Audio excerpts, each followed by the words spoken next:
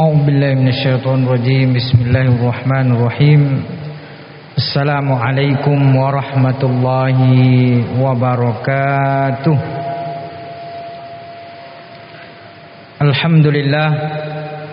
الحمد لله رب العالمين. بنعمته تتم الصالحات وبفضله تتنزل الرحمات وبكرمه تنال البركات وبعفوه تبدل السيئات بالحسنات. أشهد أن لا إله إلا الله وحده لا شريك له وأشهد أن سيدنا محمدا عبده ورسوله. اللهم صل وسلم على سيدنا محمد وعلى آله وأصحابه ومن تبعه بإحسان إلى يوم الدين. سبحانك لا علم لنا إلا ما علمتنا إنك أنت العليم الحكيم. بسم الله الذي لا يضر مع اسمه شيء في الأرض ولا في السماء وهو السميع العليم.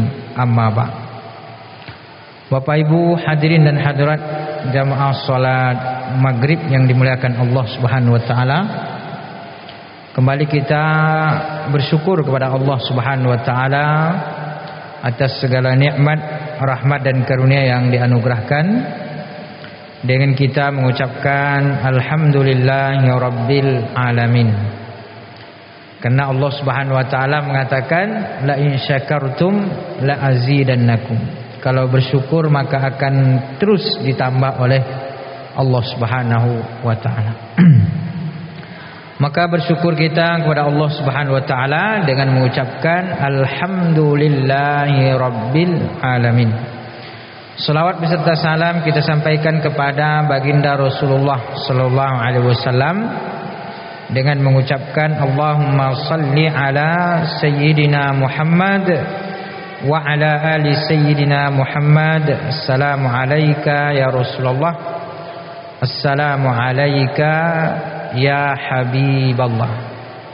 Mudah-mudahan dengan kita banyak berselawat kepada beliau, maka insyaallah kita termasuk di antara yang istiqomah mengikuti sunnahnya sampai akhir hayat hidup kita, dan insyaallah mendapatkan syafaatnya nanti di yaumil akhir. Amin ya rabbal alamin. Bapak Ibu hadirin dan hadirat dimuliakan Allah Subhanahu wa taala, kita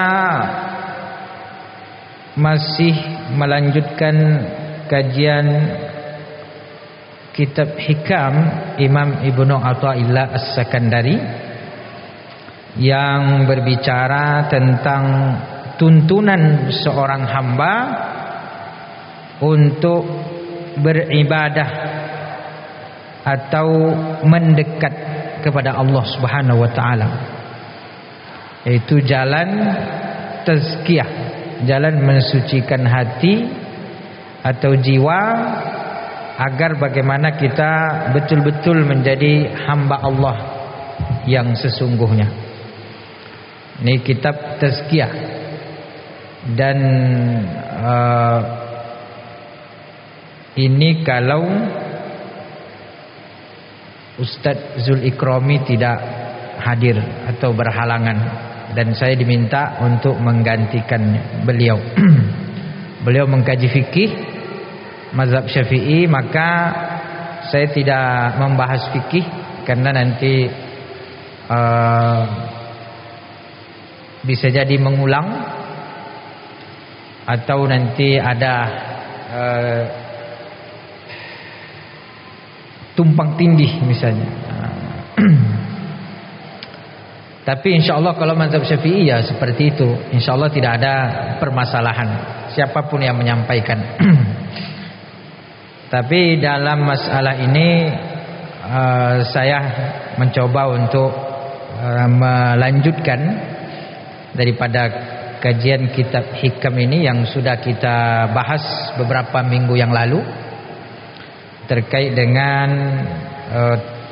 tujuan atau Imam Ibnu Athaillah menulis buku ini tujuannya adalah untuk menjadi panutan atau tuntunan kita dalam beribadah kepada Allah Subhanahu wa taala, atau bagaimana kita mendekat atau menjadi hamba Allah yang sesungguhnya. Karena Allah Subhanahu wa taala mencintai orang-orang yang berusaha untuk mendekat kepadanya. Mendekat bukan dari segi jarak ya. Karena Allah terlepas daripada jarak. Mendekat di sini maknanya adalah berusaha untuk mengikuti apa yang menjadi tuntunannya, syariatnya. Dan Allah Subhanahu wa taala memerintahkan kita kepadanya. Wasari'u, misalnya dalam ayat wasari'u ila magfiratin mir rabbikum wa jannatin arduhas samawati wal ard uiddat lil muttaqin. Dan bersegeralah kepada ampunan Tuhanmu. Wasari'u, musara'ah, itu cepat. Jadi kita diperintahkan oleh Allah Subhanahu wa taala untuk bersegera. Wasari'u ila magfiratin mir rabbikum. Bersegeralah kepada ampunan Tuhanmu. Jadi kita diperintahkan untuk bersegera bertaubat.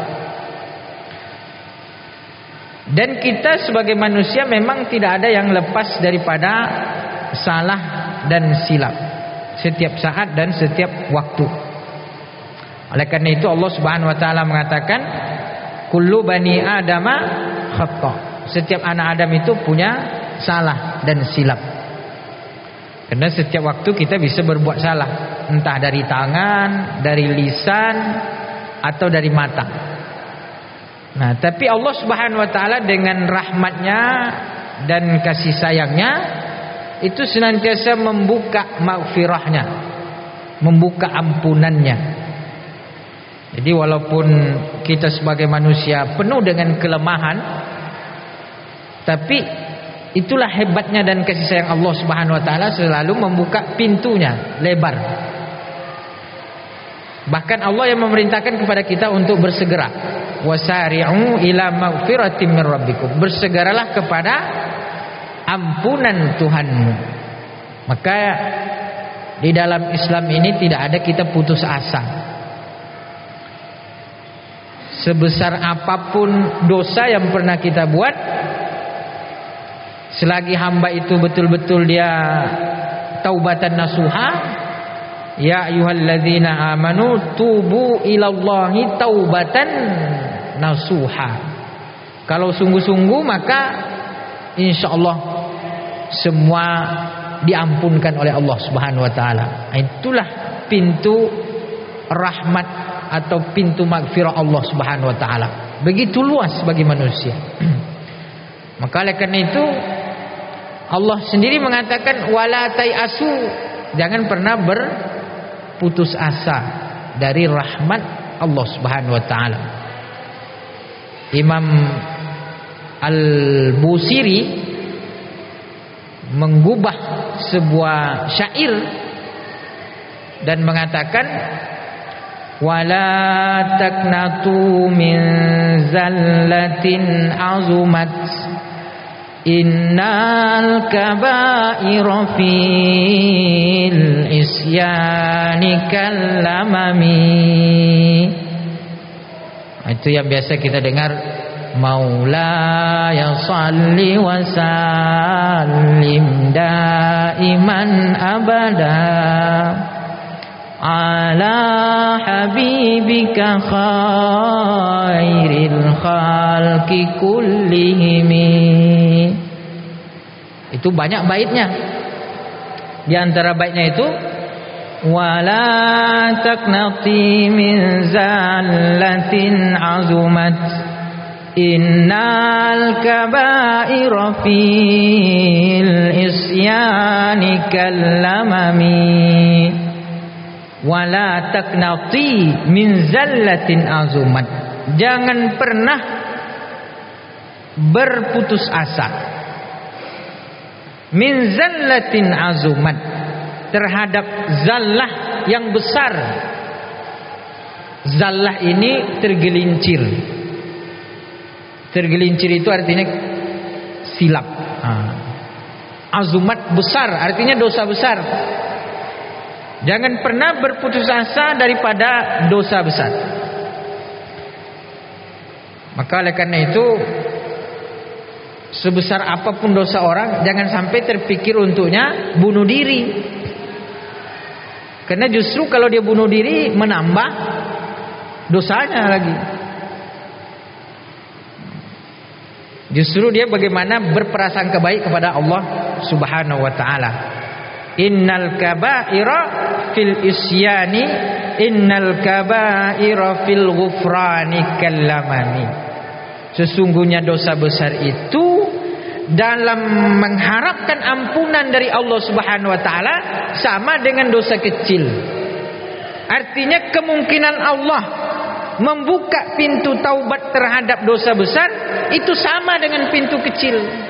Pintu kecil terbuka ampunan dari Allah Subhanahu wa taala, dosa kecil, dosa besar juga sama, terbuka ampunan dari Allah Subhanahu wa taala. Jadi ini luar biasa sebenarnya apa yang disampaikan oleh Imam Al-Busiri. Ini bersumber dari Al-Quran dan hadis. Makanya kalau kita lihat dalam hidup kita, yang paling dicintai oleh Allah Subhanahu wa taala adalah orang yang bersalah tapi dia cepat sadar, cepat bangkit dia untuk bertaubat. Makanya dalam ayat itu, wa khairu khatta'inat tawwabun, sebaik-baik orang yang bersalah, yang berdosa adalah yang cepat bertaubat. Kalau zallah tadi tergelincir, jatuh, maka bagaimana dia cepat bangun dari tergelincirnya tersebut. Biasanya kalau anak kecil jatuh, itu dia menangis, malah bisa jadi main-main dia. Malah kalau dia terjatuh di lumpur, malah main lumpur. Ini kalau anak kecil. Tapi kalau orang besar jatuh di lumpur, maka dia cepat bangun untuk membersihkan badannya. Itulah perumpamaan kalau kita sudah dewasa atau berusaha untuk mensucikan diri kita, kalau kita terjatuh dalam sebuah dosa, dalam maksiat, maka jangan menikmati, tapi harus cepat bangun, harus cepat bangkit dan bertaubat kepada Allah Subhanahu wa taala. Nah, ini tujuan daripada Imam Ibnu Athaillah mengumpulkan hikmah-hikmah ini agar menjadi tuntunan kita di dalam mendekat kepada Allah Subhanahu wa taala. Maka hikmah yang kita baca yaitu adalah hikmah yang berkaitan dengan keikhlasan kepada Allah Subhanahu wa taala. Dalam hikmah ini beliau mengatakan, al-a'malu suwarun qa'imatun wa arwahuha wujudu sirril ikhlasi fiha. Dalam hikmah ini beliau mengatakan bahwa al-a'mal, amal atau perbuatan zahir, itu ibadah kita, perbuatan salat, puasa, zakat, ini kata beliau adalah suwarun qa'imah, seperti jasad atau kerangka. Jadi amal zahir kita ini adalah seperti jasad, suwarun qa'imah, yaitu jasad yang berjalan.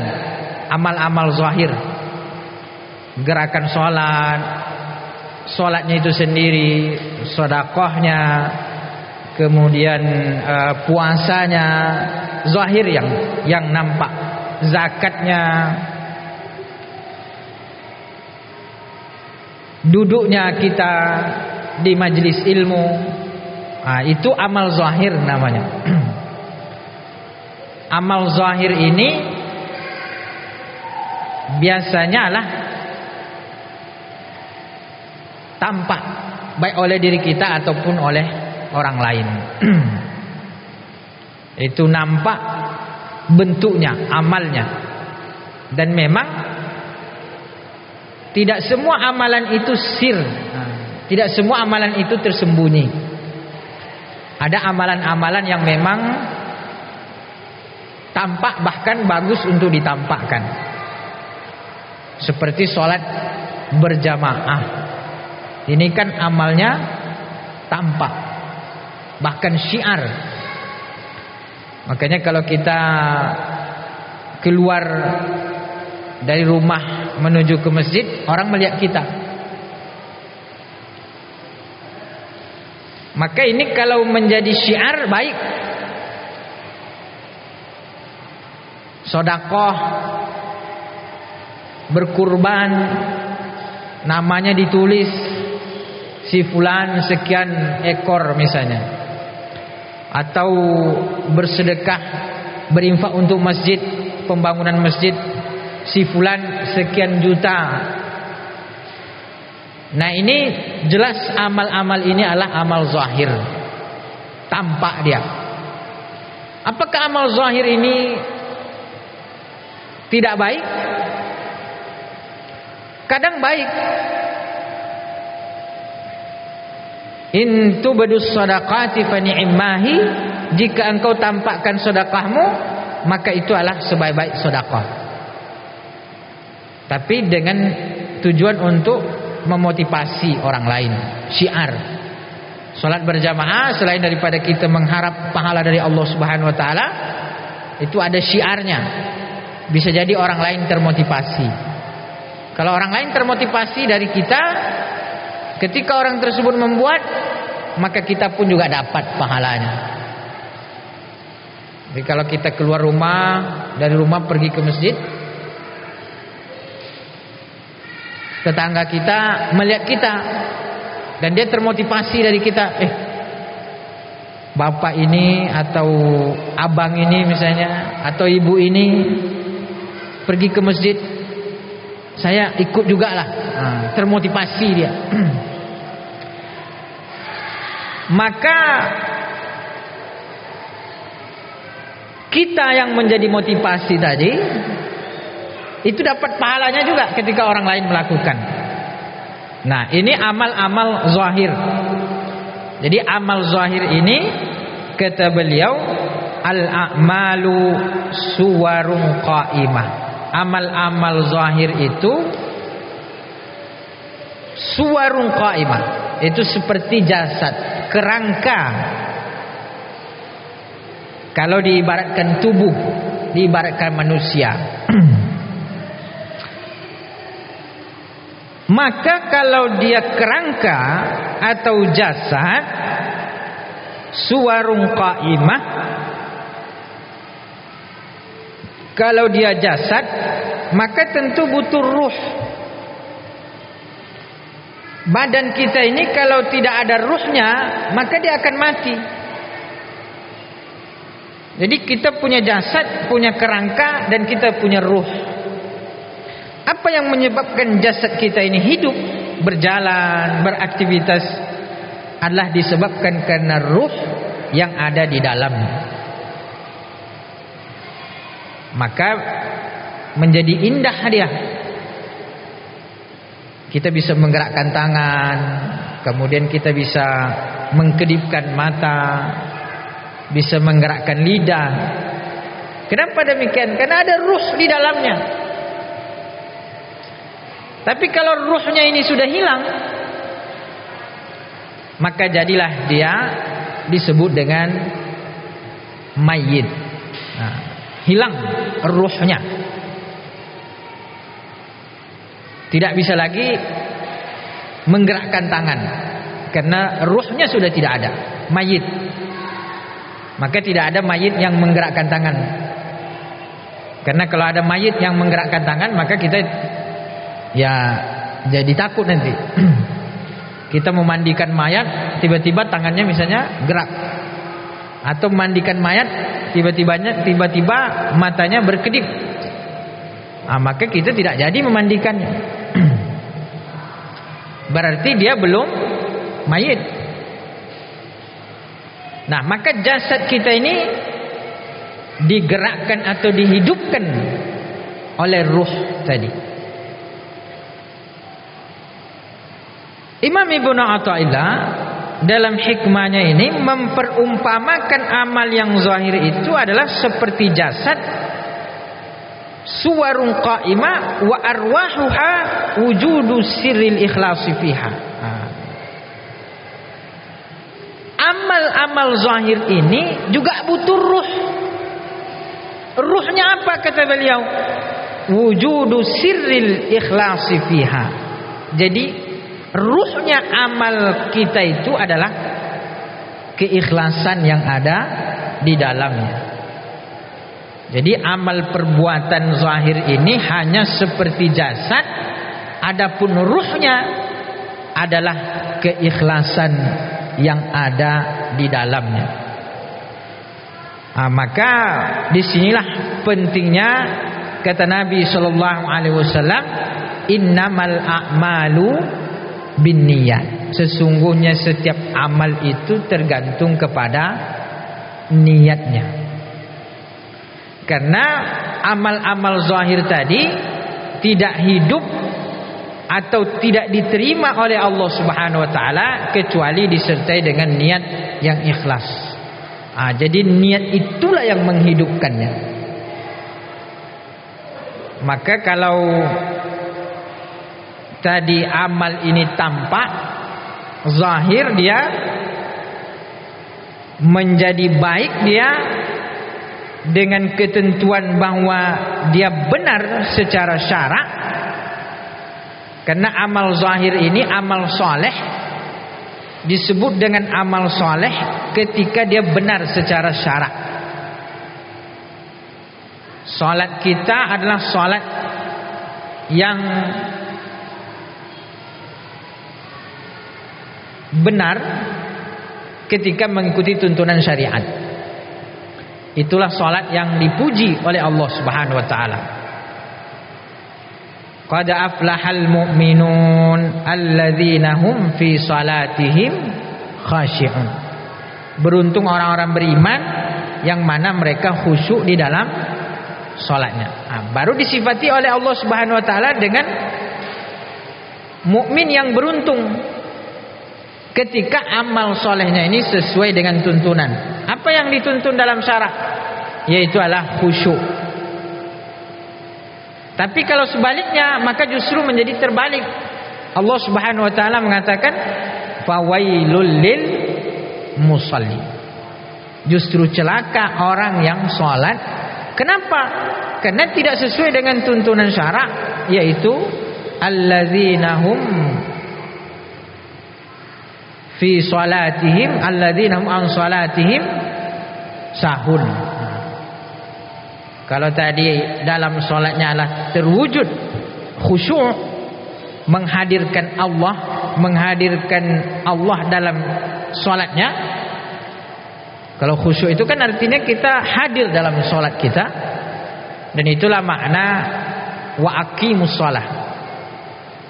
Makanya perintahnya itu wa aqimus shalah, mendirikan salat, bukan sekedar mengerjakan salat. Kalau mendirikan salat itu artinya zahirnya betul, batinnya juga betul. Kalau zahirnya saja itu baru mengerjakan. Maka yang diminta oleh Allah Subhanahu wa taala bukan sekedar mengerjakan, tetapi adalah mendirikan salat. Wa aqimus salata wa atuz zakah. Dirikan salat dan tunaikan. Karena yang diminta oleh Allah Subhanahu wa taala bukan hanya zahirnya saja. Karena kalau zahirnya, batinnya tidak betul, maka fawailul lil musallin. Dan ini sebenarnya sebagai contoh. Ini berlaku untuk semua amal. Maka hadisnya umum, innamal a'malu binniyat. Seluruh amal. Salat ini hanya sebagai contoh saja. Tapi dikiaskan atau berlaku kepada seluruh perbuatan. Sedekah, puasa, terutama amal-amal yang zahir. Maka amal yang zahir ini menuntut perhatiannya lebih kuat dibandingkan dengan amal yang sir. Karena amal yang sir ini tidak ada yang melihat, hanya kita dengan Allah Subhanahu wa taala. Makanya amal-amal yang sir ini itu lebih mendapatkan pujian atau jaminan. Seperti misalnya puasa. Puasa ini kan tidak tampak oleh orang lain. Orang tidak melihat kalau kita berpuasa, dan orang tidak tahu kita puasa kalau kita tidak memberitahunya. Karena puasanya tidak nampak. Cuman kita yang tahu bahwa kita sedang berpuasa. Itulah puasa, amal sir dia. Tidak bisa ditampakkan, paling disampaikan. Artinya semua orang tidak nampak. Makanya puasa itu Allah berikan jaminan. Kata Allah Subhanahu wa taala, kullu amali ibni adam lahu, seluruh perbuatan anak Adam adalah untuknya, illa shaum fa innahu li, kecuali puasa, puasa itu adalah untukku. Allah memberikan jaminan bahwa puasa adalah untuknya. Seluruh perbuatan amal anak Adam itu adalah miliknya, kata Allah Subhanahu wa taala, kecuali puasa adalah untukku. Karena puasa ini tak tampak. Makanya Allah Subhanahu wa taala selalu memuji amal-amal yang sir, yang tidak tampak. Makanya solat malam, solat tahajud itu istimewa. Kenapa? Karena tidak ada yang tidak disaksikan oleh orang, hanya antara kita dengan Allah Subhanahu wa taala. Atau kalau kita punya keluarga, punya istri, punya anak, ya mungkin mereka lah yang menyaksikan. Itu pun kalau mereka juga ikut bersama. Nah ini kalau amal-amal sir. Makanya amal sir ini lebih dekat untuk ikhlas. Makanya dia lebih mendapatkan pujian dari Allah Subhanahu wa taala. Yang amal-amal yang memang tidak ditampakkan. Makanya dalam ayat intu bujus sedekah fa ni'mahi, sebaik-baik sedekah adalah sedekah yang ditampakkan. Kemudian Allah Subhanahu wa taala mengatakan, wa in tukhfuha wa tu'tuhal fuqara fa huwa khairul lakum. Kalau engkau sembunyikan dan engkau berikan kepada fuqara, maka itu lebih baik. Artinya lebih baiknya di sini lebih dekat kepada keikhlasan. Tapi kan tadi kalau engkau tampakkan sedekahmu itu sebaik-baik sedekah. Kenapa? Dengan syarat ikhlas juga gitu. Karena akan menjadi motivasi bagi orang lain. Dapatnya dua. Kalau amal ini kita zahirkan dan kita tetap mampu ikhlas, maka dapatnya dua. Pertama, memang kita ikhlas dapat pahala diterima oleh Allah Subhanahu wa taala. Yang kedua, orang termotivasi, maka kita pun dapat pahala juga. Jadi tetapi tetap pada intinya bahwa dimulai dari keikhlasan tadi. Karena kalau sekedar motivasi saja kita rugi. Kita berbuat amal tujuannya memotivasi orang, tapi kita menjadi riya. Ini rugi kita. Orang dapat, kita tidak dapat. Orang termotivasi dapat pahalanya. Kita kalau riya jelas sudah tidak diterima oleh Allah Subhanahu wa taala. Maka jadilah kita seperti, ibaratnya itu seperti lilin. Lilin ini kan mencerahkan orang lain, membuat orang lain dapat cahaya. Tetapi menghancurkan dirinya sendiri. Maka amal kita ini jangan sampai hanya jasadnya saja, tetapi bagaimana dia juga memiliki ruh di dalamnya. Al-a'malu suwarun qa'imah wa arwahuha wujudus sirril ikhlasi fiha. Amal-amal zahir itu seperti jasad atau kerangka, maka ruhnya adalah rahasia keikhlasan yang ada di dalamnya. Ketika dua ini menyatu, amal soleh yang zahir dengan keikhlasan yang ada di dalamnya, maka inilah menjadi amalan yang sempurna, dan itulah yang diterima di sisi Allah Subhanahu wa taala. Kalau amal ini terwujud dalam dua ini, maka insyaallah ini akan menjadi penuntun yang dijanjikan oleh Allah Subhanahu wa taala atau Nabi sallallahu alaihi wasallam, bahwa amal-amal yang saleh itu akan mengantarkan kepada husnul khatimah. Sebagaimana kata Nabi sallallahu alaihi wasallam, al-mar'u yamutu ala ma alaihi, seseorang itu meninggal sesuai dengan kebiasaannya masing-masing. Jadi amal saleh inilah yang kalau ikhlas maka itu yang akan pertanda mengantarkan kepada husnul khatimah insyaallah. Itu makna diantara makna yang disampaikan oleh Imam Ibnu Athaillah As-Sakandari, bahwa pentingnya amal zahir disertai dengan niat yang ikhlas di dalamnya. Mudah-mudahan kita dituntun oleh Allah Subhanahu wa taala tidak hanya amal zahir tetapi juga menghadirkan ruhnya, yaitu niat semata-mata karena Allah Subhanahu wa taala. Sudah masuk waktu. Kalau masih ada waktu, boleh kita buka tanya jawab kalau ada yang mau bertanya.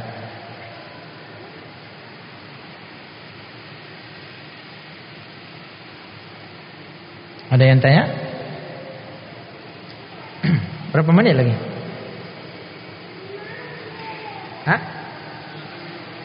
5 menit? 8 menit? Oke. Masih banyak ya?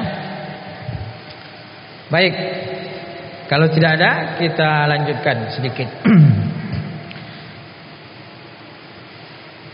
Nah, jadi hikmah ini adalah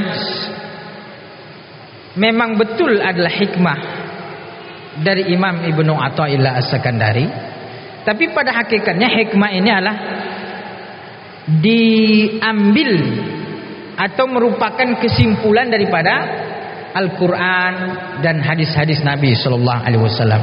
Cuman dibuat ringkas, memudahkan kita. Karena dalam Al-Quran kan kita memang dituntut untuk berbuat amal soleh plus niat yang ikhlas. Dalam hadis-hadis juga begitu. Kita dituntut berbuat amal soleh plus niat yang ikhlas. Maka hikmah ini untuk memudahkan saja, untuk memudahkan bagi kita artinya mengaplikasikan dalam hidup kita. Karena beliau di sini mengatakan bahwa sesungguhnya amal-amal zahir itu hanya seperti jasad, seperti kerangka saja. Kalau dia tidak ada keikhlasan maka seperti mayit. Itulah kira-kira. Apa yang menghidupkannya adalah ruh, keikhlasan di dalamnya. Maka harus menyatu nih antara amal soleh yang zahir dengan niatnya. Inilah yang ideal yang diharapkan Allah Subhanahu wa taala dari seorang hamba. Jadi kita ini kan berusaha untuk beribadah atau beramal sesuai dengan yang dikehendaki oleh Allah Subhanahu wa taala. Nah, itu dia. Jadi menyatukan antara amal soleh plus niat yang ikhlas. Tidak boleh terpisah nih. Kalau terpisah maka dia menjadi apa namanya nih, menjadi tidak sempurna, bahkan bisa jadi menjadi tidak sah kalau dia terpisah. Maka harus kita satukan di dalamnya. Maka segala sesuatu kita mulai dengan niat. Salat dimulai dengan niat, puasa, pokoknya semua amal-amal ini dengan niat. Itu menjadi syarat hidupnya amal, menjadi syarat diterimanya amal di sisi Allah Subhanahu wa taala. Kadang-kadang kita beramal nih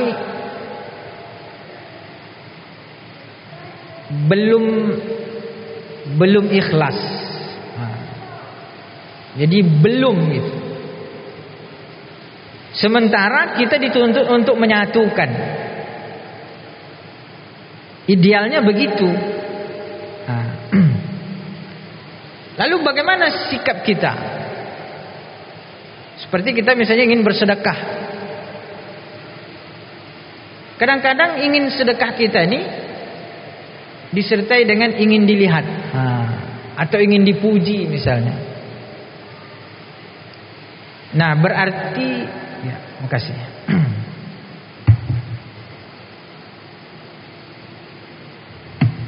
Masyaallah. Syukron. Mudah-mudahan yang memberikan ini, yang menghidangkan, yang membuat, kalau dia masih jomblo cepat menikah insyaallah. Kalau sudah menikah mudah-mudahan dikaruniakan keturunan yang soleh dan soleha sebanyak-banyaknya. Keturunannya ya, bukan istrinya maksudnya. Keturunannya, keturunan yang soleh dan soleha. Dan semua kita yang hadir insyaallah, yang masih jomblo mudah-mudahan cepat dapat jodoh yang soleh dan soleha. Yang sudah mudah-mudahan dikaruniakan keturunan yang soleh dan soleha. Qurrata a'yun insyaallah. Yang sakit mudah-mudahan segera diberikan kesembuhan oleh Allah Subhanahu wa taala. Yang masih hidup, kita semua masih hidup ya, tidak ada yang sudah meninggal. Kita yang masih hidup mudah-mudahan istiqomah dan insyaallah dituntut untuk mendapatkan husnul khatimah. Amin ya rabbal alamin. Nah, jadi terkadang kita ini ingin beramal tapi tidak ikhlas gitu. Dan kita tahu. Sementara tadi kita dituntut untuk menyatukan. Jangan sampai salah satunya, jangan sampai amalnya saja. Tinggal ikhlasnya. Lalu bagaimana? Ingin sedekah misalnya, atau ingin pergi sholat berjamaah, tapi belum ikhlas gitu. Apa solusinya? Apakah meninggalkan amalnya? Tidak. Jadi jangan sampai ketika ingin kita bersedekah belum ikhlas lalu anda usahlah bersedekah. Karena belum ikhlas. Tunggu niatnya ikhlas dulu baru bersedekah. Ini salah. Kenapa? Lari dari riya itu adalah riya. Jadi lari kita dari riya itu adalah riya. Lalu bagaimana caranya? Tetap kita melaksanakan amal soleh itu, kita berusaha semaksimal mungkin untuk memperbaiki niatnya. Jadi kalau Allah berikan kita kesadaran sebelum kita berbuat, ada kesadaran bahwa ternyata saya ini tidak riya, itu nikmat sebenarnya. Karena kita sudah memahami, menyadari bahwa perbuatan kita ini tidak ikhlas. Itu nikmat. Nikmat kesadarannya sehingga kita bisa memperbaikinya. Makanya ketika kita sebelum berbuat diberikan kesadaran oleh Allah Subhanahu wa taala bahwa apakah niat kita ini ikhlas atau tidak, atau ternyata kita mengetahui bahwa dia tidak ikhlas, jangan sampai amalnya itu kita tinggal amal zahirnya. Amal zahirnya tetap kita laksanakan sembari memperbaiki niatnya. Karena untuk ikhlas ini butuh perjuangan. Tidak serta-merta ketika kita berbuat langsung ikhlas. Itu ikhlas ini butuh mujahadah, butuh riyadah, riyadatul qalbi, butuh latihan hati. Jadi untuk menghadirkan keikhlasan dalam setiap amal itu, kadang-kadang amal itu berulang kali baru dia bisa ikhlas. Maka oleh karena itu kita berbuat amal sebanyak-banyaknya, karena kita tidak pernah tahu amal yang mana yang menjadi wasilah kita mendapatkan ridho Allah Subhanahu wa taala. Sehingga dengan itu kita mendapatkan surga Allah Subhanahu wa taala. Jangan pernah kita puas dengan amalan. Karena kita tidak tahu, bisa jadi amalan itu ditolak oleh Allah Subhanahu wa taala karena niatnya. Makanya dalam hikmah yang lain juga Imam Ibnu Athaillah As-Sakandari mengatakan, ketika lisan kita berzikir dan belum sampai ke hati, jangan sampai zikir lisan itu engkau tinggalkan karena hanya belum sampai ke hati. Tapi tetaplah biasakan zikir lisan itu. Mudah-mudahan dengan terbiasanya lisan, lama-lama dari lisan turun ke hati. Karena kadang-kadang kita zikir itu di lisan saja, tidak sampai ke hati. La ilaha illallah, la ilaha illallah, la ilaha illallah. Itu kadang-kadang cuma di lisan, tidak sampai ke hati. Tapi kata beliau Imam Ibnu Athaillah, tidak sampainya ke hati zikir lisanmu, jangan sampai engkau tinggalkan. Karena mudah-mudahan dengan banyaknya zikir lisan menyebabkan dari lisan turun ke hati. Lama-lama ada penghayatan. Penghayatan terhadap makna zikir yang kita laksanakan. Begitu juga dengan doa. Kadang-kadang kita ini berdoa, lisan saja berdoa, tidak turun ke hati. Maka jangan tinggalkan, teruslah doa itu kita ucapkan. Mudah-mudahan dari lisan turun dia ke hati. Dan doa yang diterima oleh Allah Subhanahu wa taala adalah ketika kita berdoa, lisan kita mengucapkan, hati kita menghayati. Maka Nabi SAW mengatakan, innallaha la yaqbalu du'a 'abdin min qalbin ghafil. Allah tidak menerima doa orang meminta dengan lisannya, ya Allah, ya Allah, ya Allah, tapi tidak turun ke hati. Maka doa yang diterima oleh Allah adalah doa yang diucapkan oleh lisan tapi dihayati oleh hatinya. Ada pengharapan, ada rasa rendah, rasa membutuhkan. Itulah baru insyaallah doanya diterima oleh Allah Subhanahu wa taala. Maka jangan kita, lisan kita udah terus berdoa meminta tapi juga belum dikabulkan oleh Allah Subhanahu wa taala. Jangan salahkan Allah. Mungkin hati kita yang belum menghayati doa yang diucapkan oleh lisan kita. Maka oleh karena itu disitulah pentingnya kita memahami arti daripada doa yang kita ucapkan. Tidak sekedar membaca dan mengaminkan, tapi bagaimana doa itu kita pahami apa yang kita minta. Jangan sampai kita mengaminkan ya Allah, ya Allah, ya Allah, ternyata dia minta bukan yang kita minta, kan gitu.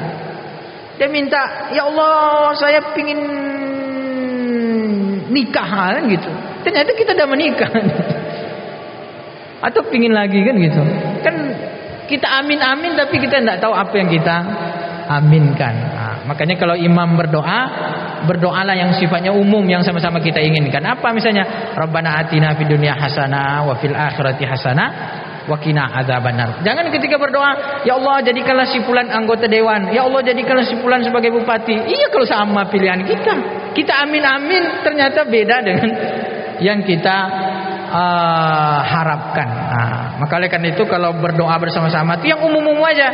Rabbana zalamna anfusana wa illam taghfir lana. Kira-kira yang sama-sama kita minta, yang kita inginkan. Itulah kira-kira. Karena waktu udah habis ya. Terima kasih dan mohon maaf.